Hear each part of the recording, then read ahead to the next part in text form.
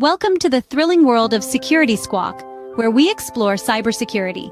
Guiding you through online threats, we'll aid you in understanding safety protocols and trends. Meet our gurus, Brian from Exact IT, Reginald from Arc Solvers, and Randy from Tech Rescue. Together, we'll delve into current events and hot cybersecurity topics, helping you comprehend their impact. Stay informed, stay secure. Security Squawk, the business of cybersecurity. Buckle up, let's dive in. What's up, everyone? Welcome to the Security Squawk podcast, the business of cybersecurity. I'm Brian Horning here, as always, with Randy, Brian, and Reginald, Andre. What's up, guys? How are you today? Doing well. Doing pretty Good great. To see you. Yeah. For the two guys that have hair, but you're both wearing hats. That's right. Versus me. That's right. It's hat day today, buddy. That's right. All right. That's right. We get to wear hats today. It's pouring rain here, so have to fill it in. So here we go. Wow, look at that username. Anyway, today, guys, we got a Minnesota town where the town had water, but the well wouldn't turn on. Someone had reached into the controls, and Randy's going to let us know who he thinks is behind it and what he thinks is going on, what those consequences could be if what we think is happening is actually true. And then we're going to jump into a healthcare giant that got hit by two crews at once, and 30 million people's records are being held ransom by a group we kind of talk about all the time on this show, it seems lately. And we're going to wrap up with a story about a 2-minute Teams call from a fake IT guy that locked down an entire company by the next morning. And today's show is going to wake a lot of business people up, a lot of IT people up, to the fact that hackers are adjusting, hackers are changing. We're going to talk about why that is on today's show, because the things that you teach your employees, the things that you put in the security awareness training, that stuff can get stale real fast, and tactics can change and what cyber criminals are relying on to hack into your business, to deploy the ransomware, to steal your files, all those different things pivot and change. And that's why this show is important. So, if you find value in this show today, please share anything you have, questions, comments, right on the platform you're watching us for. We'll see it here on the streaming platform we have. It's how you can interact with us in the show. You can also support the show by just liking, sharing this on your own thread, leaving reviews where you can on podcasting platforms and on places like YouTube, giving us a thumbs up. All those little things help other people find this content, and that's what's important. So somebody wants to know what the average cost of a data breach is these days. Well, that changes, but we can get into that. So anyway, let's get into it, guys. First story that we're going to hit with, or topic that we're going to hit with, is Randy. You're going to bring us through this story basically coming out of Minnesota, but they had apparently, 30 water systems had their controls, I guess, tampered with is the word we're using. Certain feds think Iran is behind it, but Randy, you've been digging into what happened and you got kind of boots on the ground. So walk us through what's going on and what you know so far. Yeah, so you are correct. There were 30 something different water supply corporations that were hit in Minnesota. It did appear to be a coordinated attack Sunday and Monday of last week. So about a week ago was day 2 of it. For example, in the city of Brom, or I would assume that's how they pronounce that, they just took their plant. Their plant was offline. People were having trouble figuring out what was going on. But at the end of the day, there's several things about this that are a little fishy.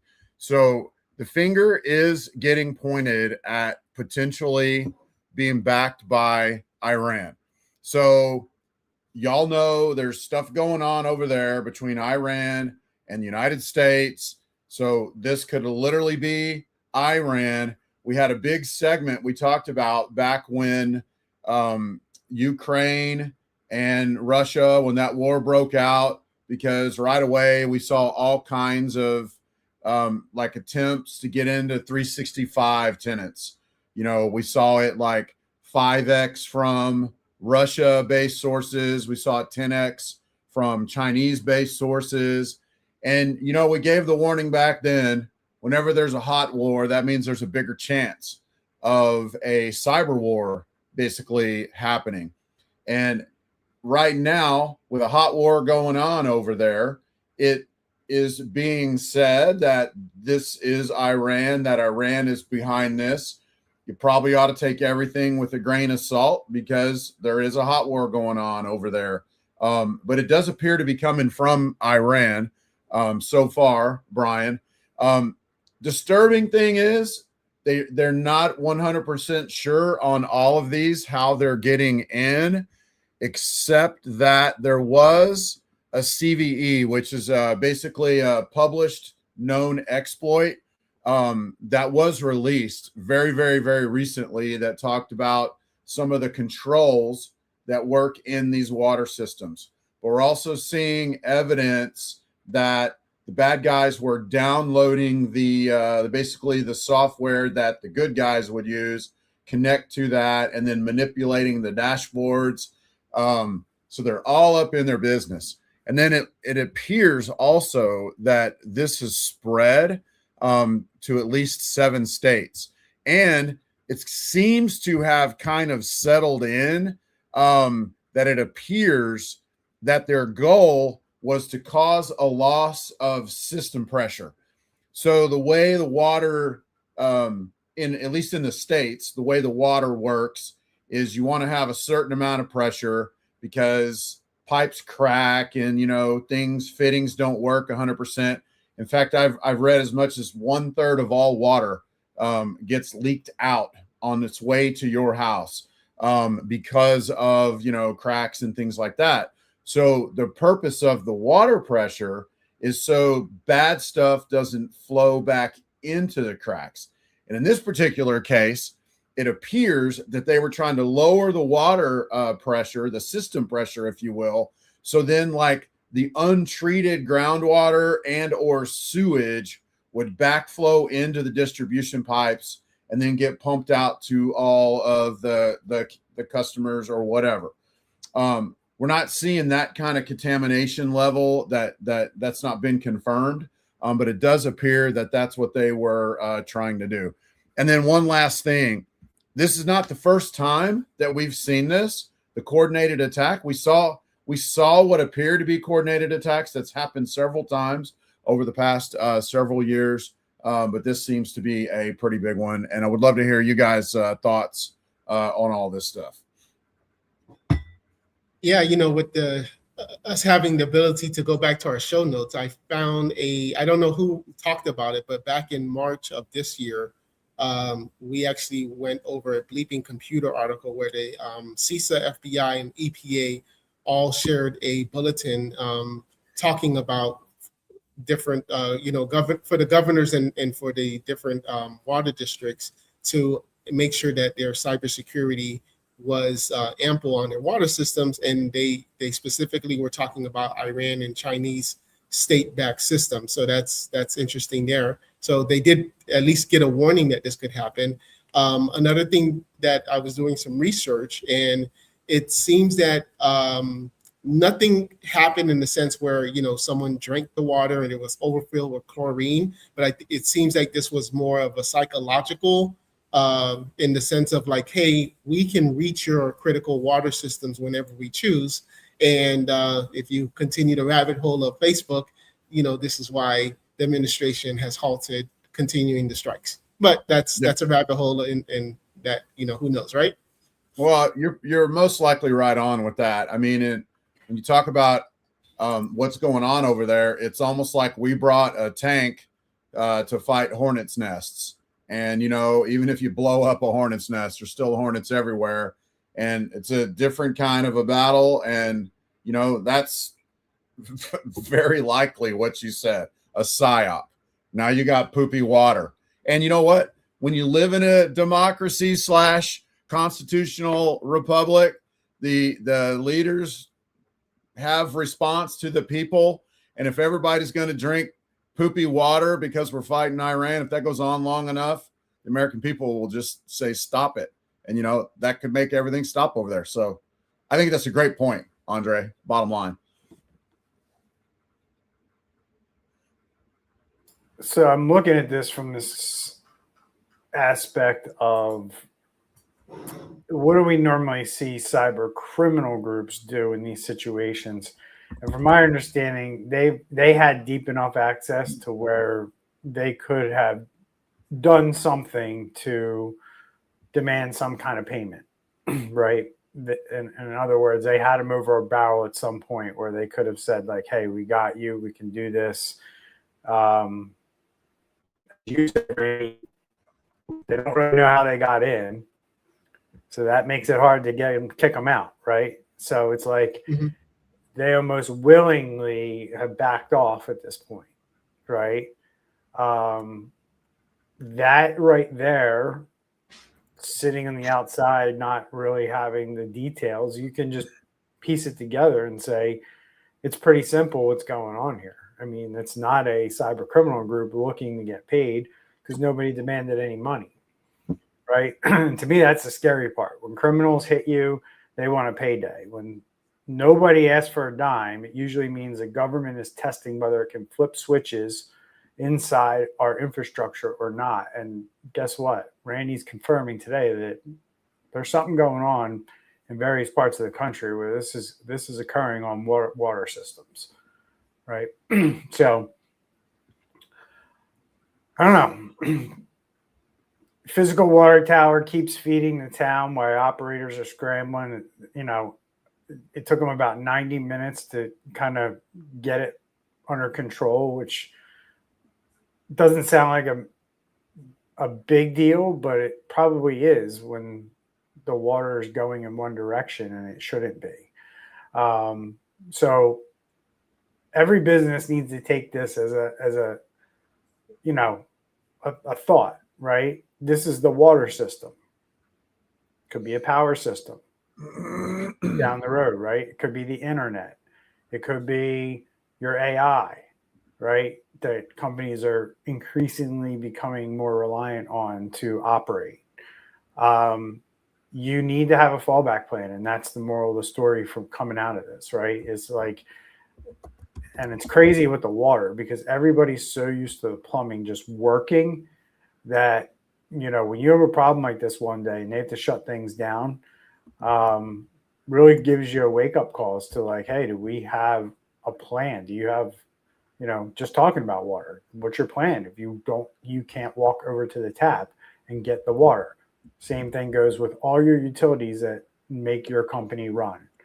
Internet, power, anything that you need that's required as a fundamental resource for your company to operate should be part of your incident response plan. I think we dove into that last week and talked about that. Like, this is all part of that, right? This is what's going to make you resilient through all these different things that criminals, governments, other countries, militaries are attacking, right? And you're like, well, we're not the water company. We don't have to worry. Well, if you have an office or your company relies on water in some way, you could have a problem if this actually goes through.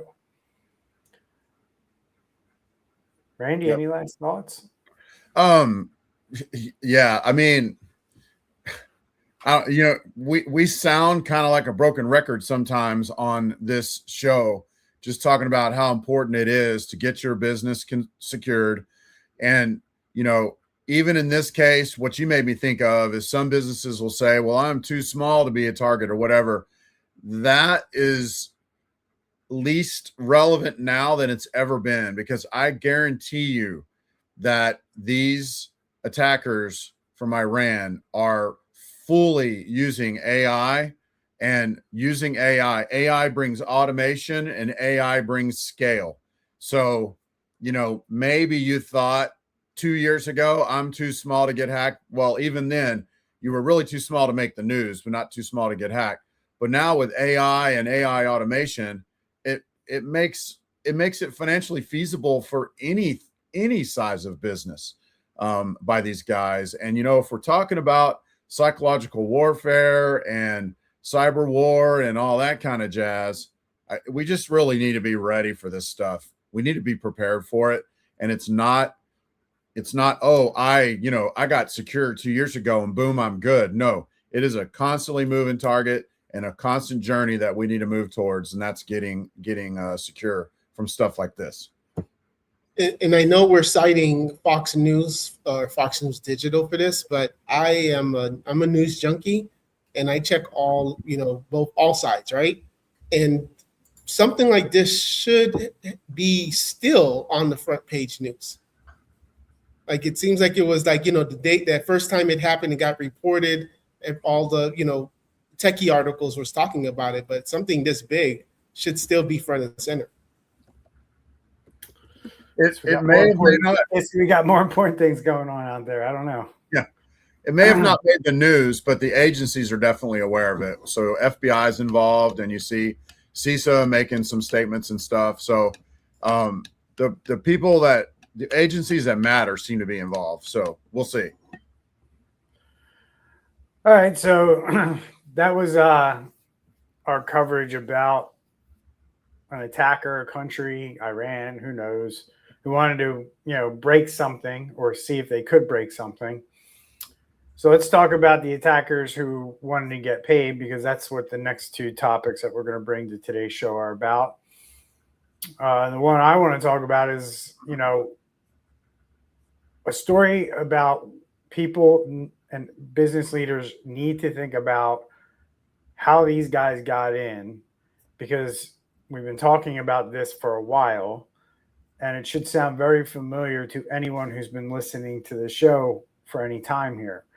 I'm going to talk about this Abbott Laboratories, and they're investigating whether 2 cyber incidents amid these extortion claims that are coming their way. So if you don't know, Abbott is one of the biggest healthcare companies on the planet. And in July, they disclosed that 2 different criminal groups were extorting them at the same time.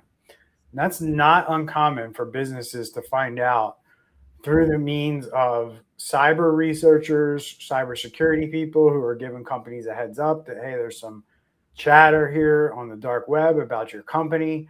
That is a way that this stuff can surface. Or, hey, you're just plastered on the dark web leak site for everyone to see. And that's not good news when that happens. But, what gets me is how the big one started, not with malware, but again, with a phone call, right? And here we go with our friends over at Shiny Hunters, who simply called Abbott employees, pretended to be internal IT, and talked them out of their Microsoft single sign-on logins, right? So that little code that pops up, probably a 2-digit number, somebody calls up and tells your people, hey, I'm from IT, I'm helping you with blah, blah, blah, right? And we've seen this play out a lot of different ways, right? They'll send that particular employee 100 emails like in a span of like 2 minutes, right? And then they'll call them up at the same time and be like, hey, you see how those emails come in? You have an issue. We need to get on your computer and fix it. But and then they make up some fake reason, some excuse as to why they need your 2-factor code to get onto their system, right? And the employees fall for it. They don't know any better because the company didn't train properly on what an actual support protocol looks like and when you need to hang up the phone and call somebody, because this isn't how it's supposed to go, right? These guys are learning, and what they're learning is that like the systems that we're putting in place, the layers of defense that Andre, Randy, and I have been talking about for years and years, right?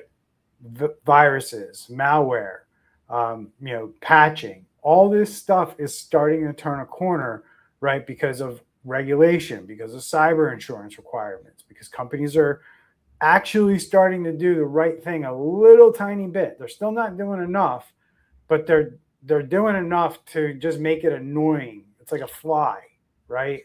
They're just making it annoying enough for these cyber criminals. And now we're starting to see the pivot, right? And the pivot is we understand. They also understand like your employees aren't in their email as much because of AI, right? So phishing is not working as much.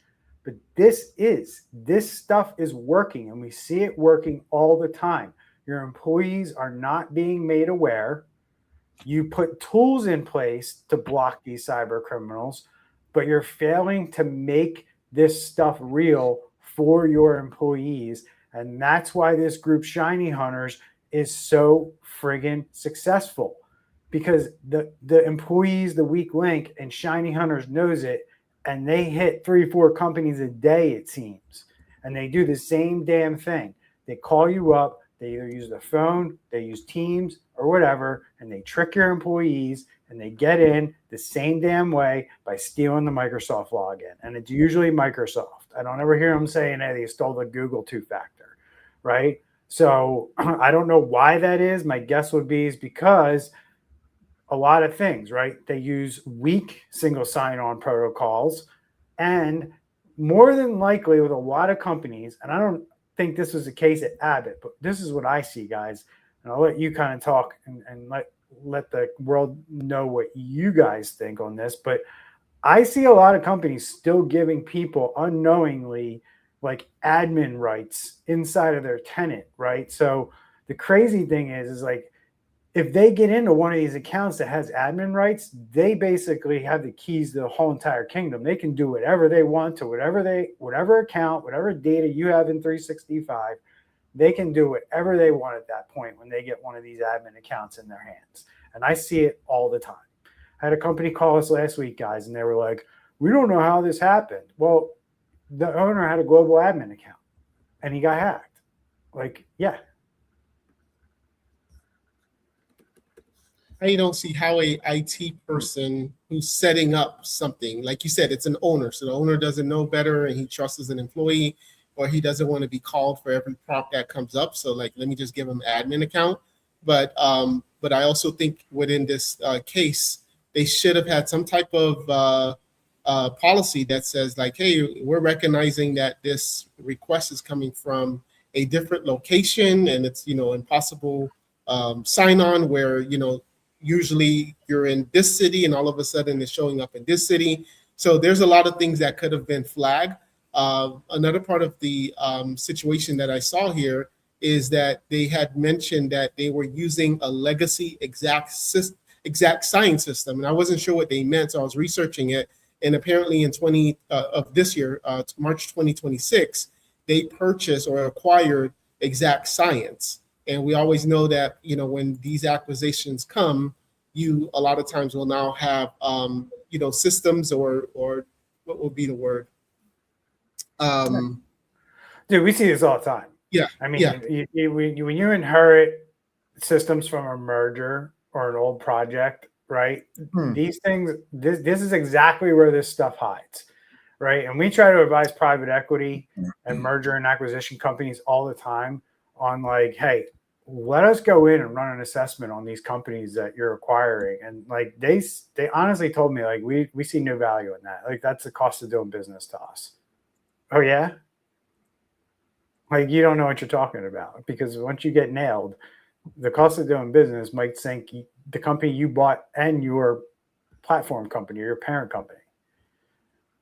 Yeah. Standards. There's a lack of standards is what the word I was looking for. Yeah.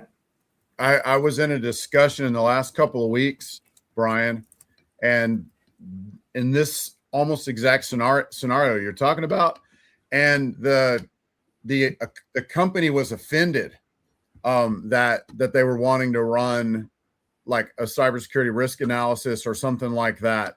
Like, we got to get over that kind of stuff. We can't be too prideful or whatever, because you're right. When there's any kind of a merger, especially, the risk goes through the roof, because you're talking two different systems as well, right, that are coming together. And it's always good to get a good snapshot of really of everybody involved before that happens. So anyway. Yeah, and then the other part of this story that I didn't hit yet was the fact that two separate crews hit Abbott, right, in the same time frame. And if the claims that are out there are holding up, we're talking about 30 million records and over 1 million social security numbers. And attackers, what you should learn from this, and what I talk about on this show all the time, is hackers go on the dark web and talk to each other about what they're doing. So if Shiny Hunters or somebody from inside Shiny Hunters can tell another group, hey, we got in this way, we're over here doing this, blah, blah, blah, right? Somebody could piggyback off that same attack, right? Call the same employee, or, hey, guess what? Abbott doesn't train their employees properly. Send them a bunch of emails and then call them and they'll let you into their system. Literally is what goes on in the forums in some other language other than English. That's reality, right, guys? I mean, the hackers are out there sharing information just like the cyber defenders are out there sharing information, right? Which is what we do on this show. It's a community. Yeah. What's up, Luke? Glad to see you again. So keep the comments coming. We like what we're seeing so far. Appreciate everyone supporting the show. And let's move on, Mr. Andre, because you have a similar story here. And, it's these phone calls, right? And that's what you want to bring to the show. Exact same trick. Different company, different protocol, right? It wasn't an actual phone call. It wasn't to somebody's cell phone or desk phone. It was to Microsoft Teams. So I just know what happened here and how this ended up, Andre. Yeah. So again, going back to our show notes, because I was like, man, it's like I felt like we talked about this already.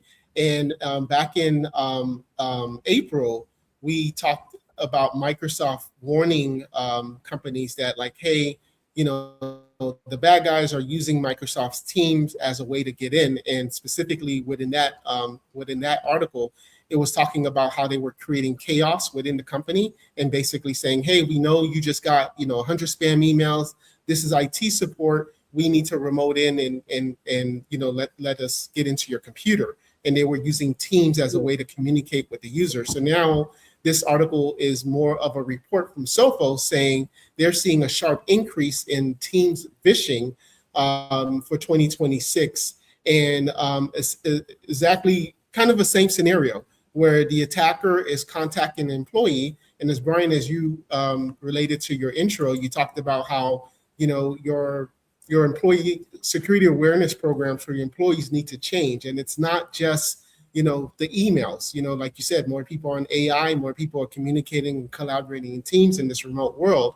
And now what the attackers are doing is they're contacting the employee through Teams, and it's going to maybe say, IT support at, whatever the domain name or something. Now, most people hopefully should set up their Teams where either it's only approved external domains are approved, or at least a little notification that says this is, from an external domain. And then from there, you can be like, at least your employees can second guess it. But nevertheless, they impersonated internal IT or help desk personnel, and then only took about 2 minutes. And they were able to, in one case, about 90 seconds. And Sophos saw that they were then able to deploy ransomware on these machines. And we've all done it with Teams where we do share screen or allow remote control. And from there, they run their bad programs in the background and they're off to the races. We've even seen also using Quick Assist, which is a way that a lot of people can help other people remotely.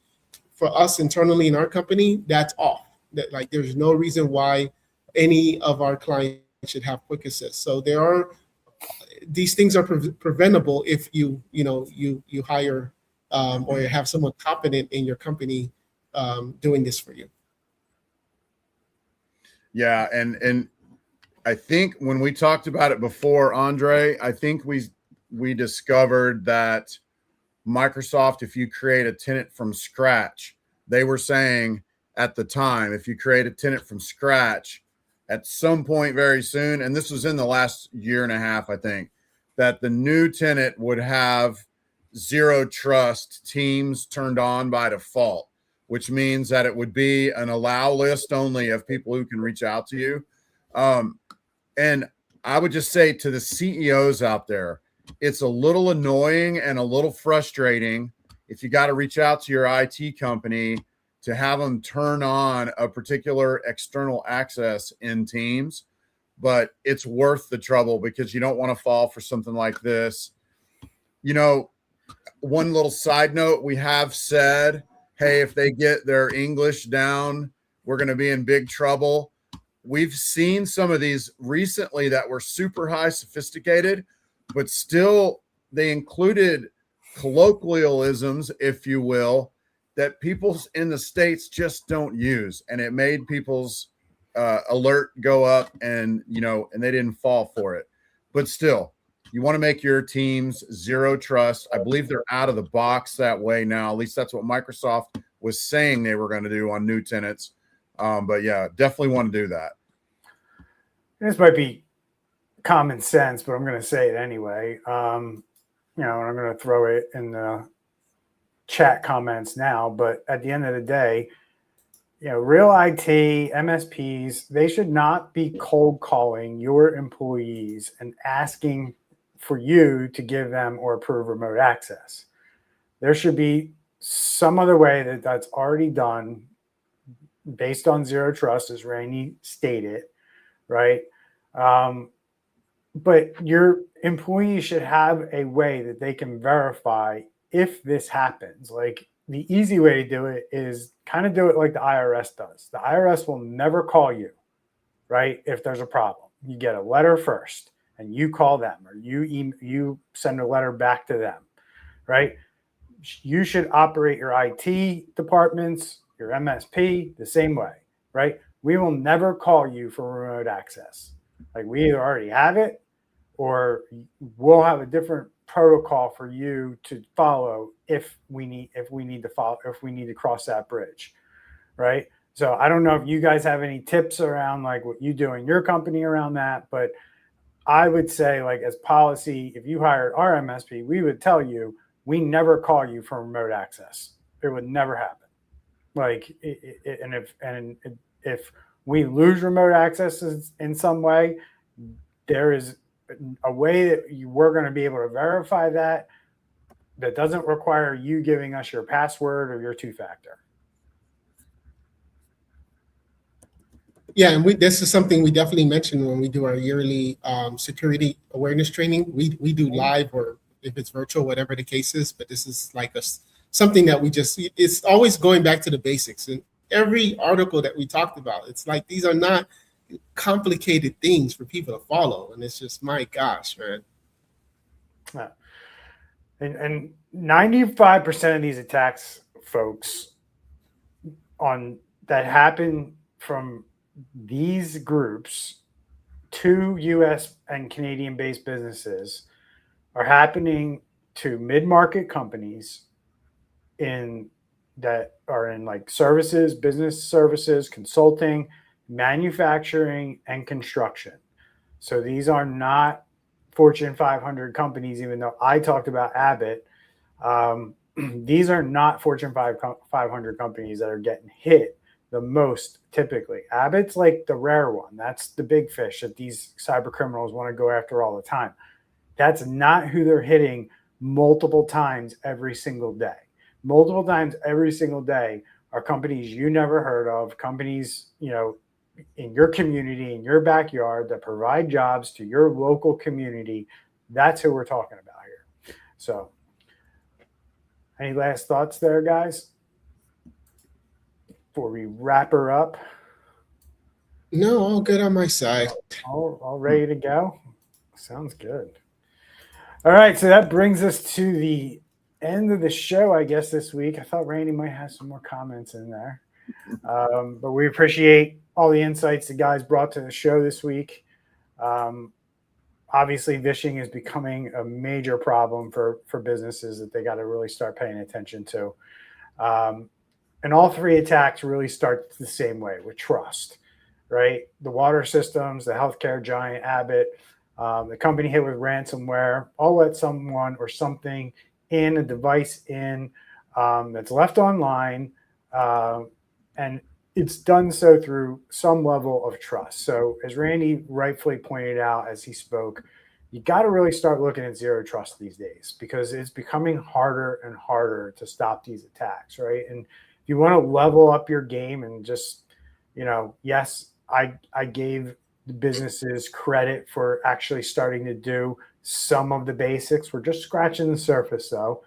But for those advanced companies that are already doing this stuff, and they understand what it takes to actually, make your company cyber resilient.